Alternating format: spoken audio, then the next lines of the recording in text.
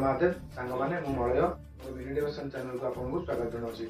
आज भिडियोटी रज पर्व कहीं पालन कराए आसतु जाना। रज पर्व ओडिशार एक प्रसिद्ध गणपर्व जहाँ 4 दिन धरी पालन कराए। यह नारीत्व एवं धरित्री माँ को सम्मान जणाइवाई पालन कराए एवं वर्षा ऋतु आगमन एवं कृषि कार्यर शुभारंभ को सूचित करे। हिंदू पुराण एवं ओडिया संस्कृति अनुजाई आषाढ़ मासर आरंभ में माँ धरित्री भूदेवी ऋतुमती होती। रज शब्दटी संस्कृत शब्द रजस्वलू आसी जार अर्थ ऋतुमती नारी। महिला माने जेपरी निजर शारीरिक चक्र समय विश्राम नियंती सेहीपरि माँ धरित्री मध्य 3 दिन विश्राम नियंती बोली विश्वास कराए। यह मिथुन मासर आरंभ में आसी थाए एवं मौसुमी वर्षार प्रथम बिंदु पड़ा द्वारा शुष्क उर्वर होता है। यही समय माटी को खोल जाए ना और किंबा हल करा जाए ना, जहाँफल धरित्री माँ गर्भरे कौन क्षति पहुँचब ना। यह मध्य वर्षा ऋतुर आगमन एवं कृषि कार्यर शुभारंभ सूचित करे। रज मुख्यतः 3 दिन धरी पालन कराए। रजर प्रथम दिन को पहली रज कहुए। यह ज्येष्ठ मासर शेष दिन। यही दिन घर सफा कराए एवं झील मैंने नुआ पोशाक पिंधि था, हाथ में मेहंदी एवं गोड़े अलिता लगाई सजई हुंती। यार द्वितीय दिन को रज संक्रांति कहुए।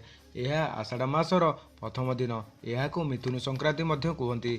यही दिन ठारू अनुष्ठानिक भाव वर्षा ऋतु आरंभ हुए। समस्ते उत्सव पालन करती एवं खाद्य तैयारी करी एवं सूर्य मिथुन राशि को आसी था। तृतीय दिन को बासी रज बा भूमि दाहक कहते। यह रजर शेष दिन। यही दिन कौन प्रकार चाष काम तथा हल करवा बा माटी खोलिबा निषेध। यही दिन झील माने बगीचारे किंबा घर बाहर दोली खेलती एवं पारंपरिक गीत गाई था। चतुर्थ दिन को बसुमती स्नान कहुए। यही दिन धरित्री माँ तांकु स्नान कराए बोली विश्वास कराए।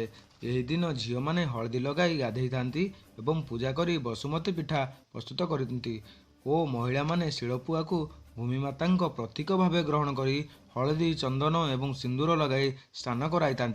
यापर फूल और भोग लगाई भल वर्षा एवं उत्तम फसल पाई प्रार्थना कराए। रज समय झील माने खाली पादरे चलती नहीं एवं भूमि रे गोड़ लगाइबा को बारण करा जाय थाए। गाँ ठारू आरंभ कर सहर पर्यंत गछ डाल दोली टंगा जाए। झील माने नुआ पोशाक पिंधि दोली खेलिबा सह रज गीत गाई था। विभिन्न मसला एवं सुगंधित द्रव्य तैयारी स्वादिष्ट रजपान खिया जाए एवं बंधुबांधव को बंटा जाए। यही समय घरे स्वादिष्ट पिठा विशेषकर पोड़ पिठा प्रस्तुत करा जाय थाए।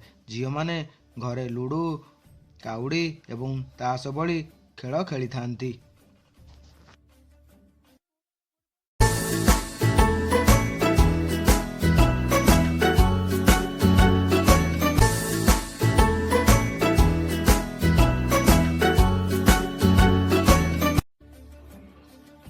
आज भिडियोटी आपको भल लगी तेज लाइक शेयर कमेंट सब्सक्राइब करने को भूलें नहीं।